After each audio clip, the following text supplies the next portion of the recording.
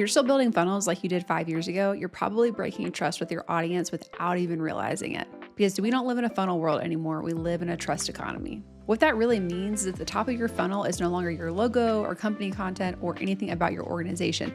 It actually needs to be a person, more specifically your founder.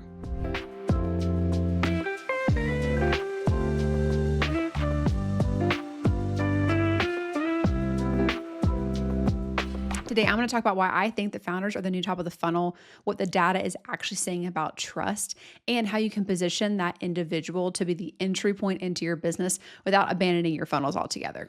Okay, founders are the new funnel. The alliteration is fun, but what does it actually mean and how is it actually going to benefit your business? Trust in institutions is now incredibly fragmented and fragile. And if you have lived in the world for the past few years, you know this to be true. The thing is, people don't really compartmentalize that. We know that trust in institutions is down dramatically from government to media, even religious, institutions. Trust is down. People don't just have one area where they feel like institutions are failing them. They kind of end up feeling like that across the board. And that includes marketing and that includes their buying decisions too. But even though trust in institutions is down so much right now, the opposite is true for individuals and experts.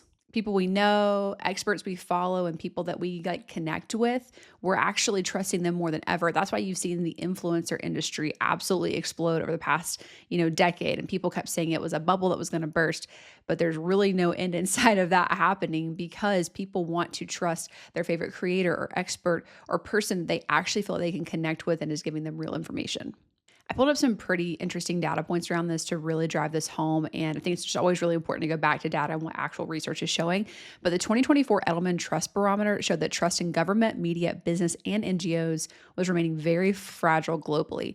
Interestingly enough, too, the US was amongst the lowest of countries that had any faith in these institutions. The Pew Research Center reports that only about 32% of Americans say they trust national news organizations, and trust in federal government often sits below 25%, kind of depending on the measurement period that you look at.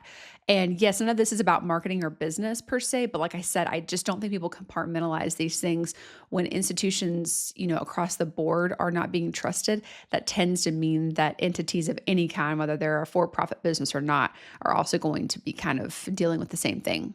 At the same time, something else has happened that's really interesting. I have 3 other data points that I think are just really, really important to look at. Morning Consult research shows that Gen Z and millennials increasingly trust creators and independent experts. HubSpot data indicates buyers are more influenced by individual thought leaders than brand advertising. And a LinkedIn study showed that buyers are more likely to engage with content from a company leader than from a company page. All of this compounds in one concept, and that's the behavior is changing dramatically. And honestly, culturally, our behavior is changing a lot. We used to have so much faith in institutions and so much belief in, organizations, and that was almost more trustworthy than an individual person. That behavior is completely shifting, and it's happening across the board in so many different arenas of life, but it's happening with businesses, it's happening in marketing, and we have to make sure that we are adapting to that behavior change. The thing that's really cool though, is if you go all in on this trust economy idea and you go all in on truly trying to make that your currency, that's the most important thing that you're doing from a business development perspective. Some really interesting results can come from that. Your sales cycles tend to shorten, your objections tend to soften, referrals do tend to increase as well. And content almost always converts faster. And I really like to drive this point home that all these things I'm talking about are not like philosophy for philosophy's sake or because I'm just interested in this marketing tactic. This is an economic conversation.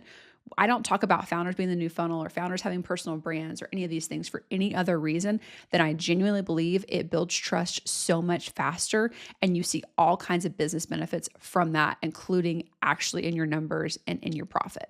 So founders are the new funnel, but that doesn't mean you have thrown out funnels altogether, obviously. It just means that the entry point has changed. Instead of the first thing people see being a logo or a company video or content or something, now it's about the founder's personal brand because somebody can connect with that so much easier and so much more quickly than they can a brand they don't know. And this becomes so critical. And that's what I talk about all the time. This is so much more critical for small businesses and startups than anybody else. Yes, do people trust logos that are massive companies that have had decades of brand equity? Sure, they do. That's not untrue. But if you don't have a massive amount of brand equity, if your logo does not carry weight significantly, if you're a small to mid-sized business that largely, you do well from a revenue perspective, but you don't necessarily have a lot of authority or visibility, that's not enough. But your founder being out front, your leadership team, your executives being out front, all of those people can create trust so much faster than your logo ever can. If you're like, okay, Savannah, I get it. I'm on board. How do founders actually become the new entry point to the funnel? Here's a few things that you can start with. Comprehensively, it's changing your mentality from being a faceless company to being one that has a very specific individual out front. So there's a lot of practical things that I'll get into in just a minute, but I think it's a philosophical shift you have to make and think about that people have thought for so long that a certain brand, that logo, that company, whatever, if you've been operating that way, you really have to shift and start thinking about how you bring your founder, your executive team, your leadership, whoever it ends up being that's kind of out front, how you bring them along to support that brand and also to promote them on an individual level, because those things are going to feed each other. Some of the practical things that this looks like, it's positioning your founder or executive or leader, whoever it is, out front as a subject matter expert and credible source, a true thought leader. It's appearing in media spaces, podcasts, speaking engagements, anywhere they can get consistent visibility. It's also building content around their personal brand and emphasizing their individual accounts, socials, giving them individual real estate that they kind of own on the internet, that they can create their own entity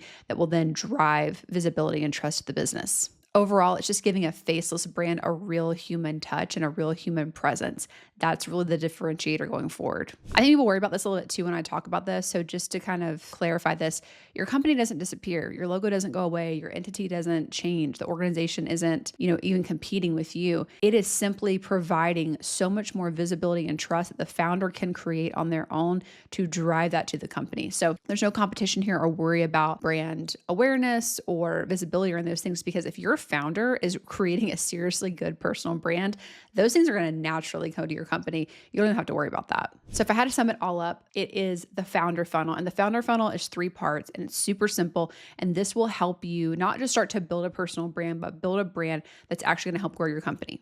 Number 1 is visibility. People need to see you and hear you constantly in all kinds of spaces. Number 2, credibility. Your ideas must demonstrate that you know what you're talking about and that you have depth. 3, transfer of trust. The trust that's built in the individual has to translate to the company.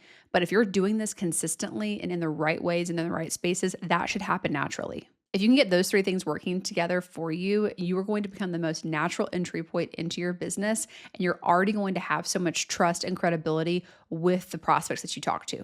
In this trust economy, human beings just simply outperform logos every day of the week, especially at the small business and startup level. As we continue to see institutional trust be, like I say, kind of fragmented and fragile, I don't think that's getting better. It seems to actually be getting worse. It might be holding a bit, but it's not improving. While individual trust continues to grow, it's time to take advantage of that reality and that behavior shift that we're seeing in people.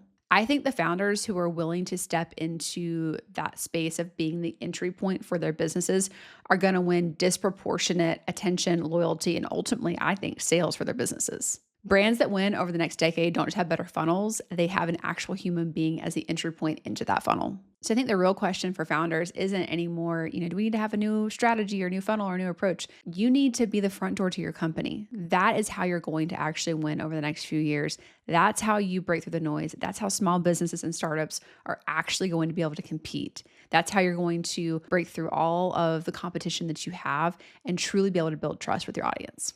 If you liked this video and you want to learn more about building a personal brand as a founder, come follow me on social, LinkedIn or Instagram. They'll be on the screen. Would love to chat with you over there as well.